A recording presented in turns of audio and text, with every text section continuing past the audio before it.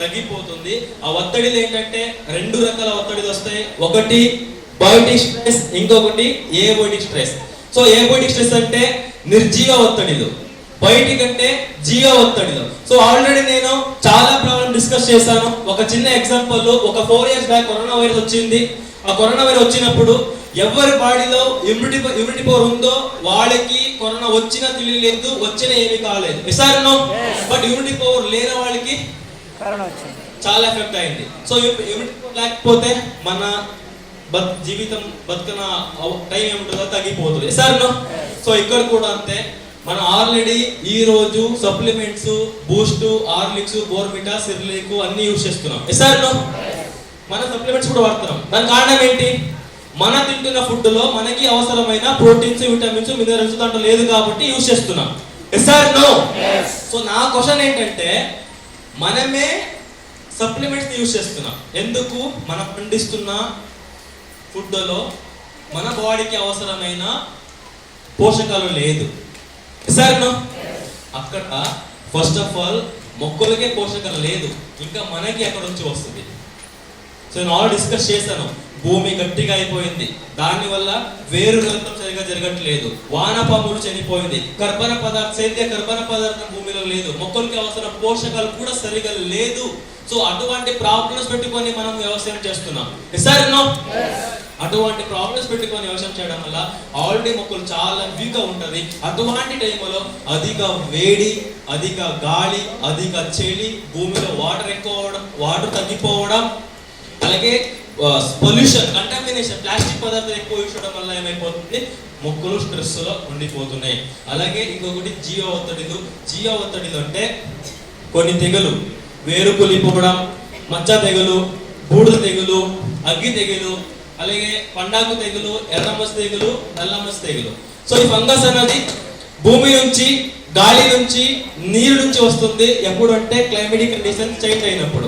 So అలాగే next చూస్తే pathogens attack అంటే కొన్ని రకాల పిలిచిన పురుగులు, పచ్చదోమ, తెల్లదోమ, నల్లి, ఎర్రనల్లి వచ్చినప్పుడు కూడా ఆకులు మొత్తం ముడిసోపోయి మొక్క స్ట్రెస్ లో ఉండిపోతున్నాయి. అలాగే పచ్చ పురుగు, వేరు పురుగు, పెద్ద పురుగు దాడి చేసినప్పుడు కూడా మొక్కలు జరగాల్సిన జీవక్రియలన్నీ ఆగిపోయి పంట దిగుబడి నాణ్యత కూడా తగ్గిపోతుంది. అలాగే కలుపు మొక్కలు కూడా ఎక్కువ గ్రో అవ్వడం వల్ల ఆ కలుపు మొక్కలకి మెయిన్ క్రాప్ కి అవసరమైన చుట్టుపక్కల పోషకాలని తీసుకోవడం వల్ల సో మెయిన్ క్రాప్ కి అవసరమైనంత పోషకాలను దొరకట్లేదు.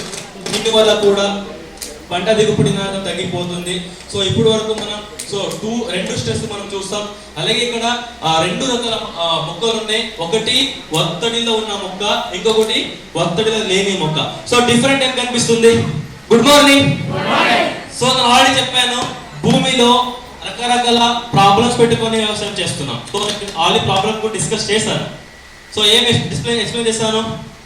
పూర్ సాయిల్ హెల్త్, పోషకాలు సరిగా లేదు, భూమిలో ఉప్పు గుణం పెరిగిపోయింది, కంటామినేషన్, పొల్యూషన్ ఎక్కువ అయిపోయింది, వానపాము లేదు, భూమి గట్టిగా అయిపోయింది, సారమైన భూమి కూడా కొట్టుకు వెళ్ళిపోయింది, భూసారం కోల్పోయింది, సాయిల్ కెమిస్ట్రీ మారిపోయింది, సేంద్రియ కర్బన పదార్థం అక్కడ భూమిలో లేదు. నేనేం చెప్పాను? సేంద్రియ కర్బన పదార్థం ఉంటేనే భూమి చాలా హెల్తీగా ఉంటది, మొక్కలు హెల్తీగా ఉంటది, పంట దిగుబడి బాగా వస్తుంది. ఎందుకంటే సేంద్రియ కర్బన పదార్థం ఉంటేనే మొక్కల వేరు వ్యవస్థ మంచిగా జరుగుతుంది. అలాగే సేంద్రియ కర్బన పదార్థం ఉంటేనే మొక్కకి అవసరమైన అన్ని పోషకాలు కూడా అందుబాటులో ఉంటది. అలాగే మొక్కల వేరు తీసుకోవడానికి చాలా ఈజీగా ఉంటది.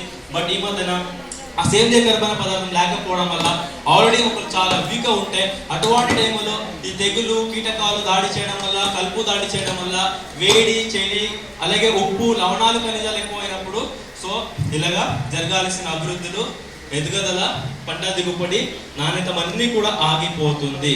సో ఎగ్జాంపుల్, జ్వరం వచ్చినప్పుడు మనం ఎలాగా ఫుడ్ని సరిగా ఇంటేక్ చేసుకోలేమో, ఒక రోజుకి ఎన్నిసార్లు ఫుడ్ తింటాం? సో కంపేరింగ్ చెప్తున్నా, ఎందుకు 30 to 40% పంట దిగుబడి నాణ్యత తగ్గిపోతుంది. ఎక్కడ తగ్గిపోతుంది అన్నది డిస్కస్ చేస్తున్నాం. ఎందుకంటే డే 1 నుంచి డే లాస్ట్ వరకు మనం తెగులు మందు కావచ్చు, పురుగు మందు కావచ్చు, ఎరువులు కావచ్చు, అన్ని వాడుతున్నాం. అవునా? ఎస్. సో ఇక్కడ ఈ స్ట్రెస్ వచ్చినప్పుడు, ఎగ్జాంపుల్ స్ట్రెస్ వచ్చినప్పుడు, మనకి జ్వరం వచ్చినప్పుడు మనకి ఎలాగా కొద్దిగా వీక్ అయిపోతామో, ఫుడ్ 3 times తిన్న ప్లేస్ లో ఒక టైం తింటాం. అవునా? సో ఫుడ్ తినట్లేదు, మన బాడీలో ఎనర్జీ లేదు, దానివల్ల మనం ఏ పని కూడా యాక్టివిటీస్ కూడా చేయట్లేదు, ఆగిపోతుంది. ఇస్తారో సో అలాగే ఇక్కడ కూడా అంతే. సో చలి, గాలి, వేడి, కొన్ని కీటకాలు, తెగులు వచ్చినప్పుడు ఆకులు టమోటా ఉంటది, ఆ టమోటా అనేది క్లోజ్ అయిపోతుంది. టమోటా క్లోజ్ అయిపోవడం వల్ల సో గాలి నుంచి మొక్కలకి ఏం కావాలి?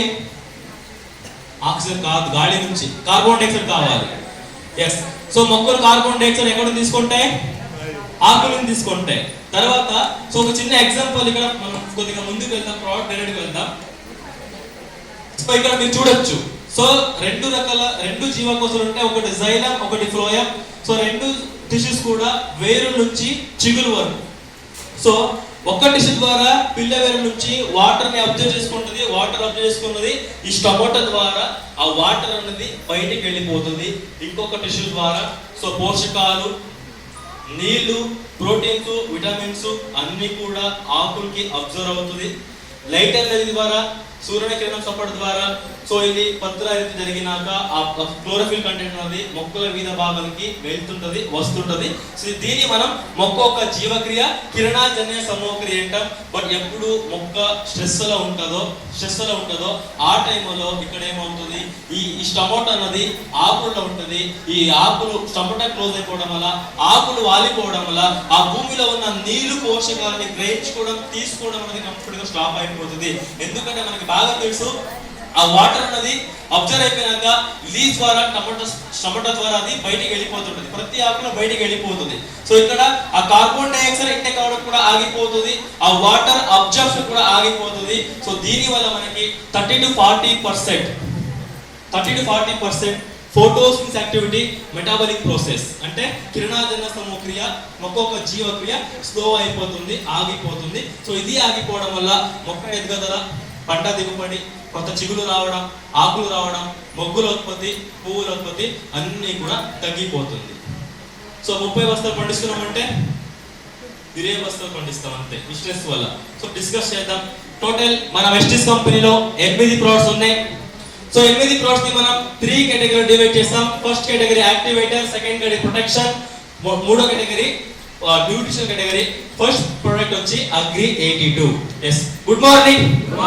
సో అగ్రి 82 వచ్చి సిలికా బేస్డ్ ప్రోడక్ట్. సో ఈ యొక్క ప్రోడక్ట్ మనం కాంప్లిమెంటరీ ప్రోడక్ట్ మనం యూజ్ చేయాలి. అంటే ఒక రైతు మనం పురుగు మందు స్ప్రే చేసినా, తెగులు మందు స్ప్రే చేసినా, కలుపు మందు స్ప్రే చేసినా, డిఏపి వాడినా, యూరియా వాడినా, వ్యాపమందును వాడినా ఆ మందు బాగా పని చేయాలి, మళ్ళీ స్ప్రే చేయకూడదు. అంటే ఆ మందుతో పాటు దీన్ని మనం మిక్స్ చేసి యూజ్ చేయాలి. ఎగ్జాంపుల్, మంట ఉంటది, ఆ మంటకి 1 or 2 డ్రాప్ పెట్రోల్, డీజిల్ వేస్తే మంట ఏమవుతుంది? బాగా ఎక్కువ అవుతుంది. సో అలాగే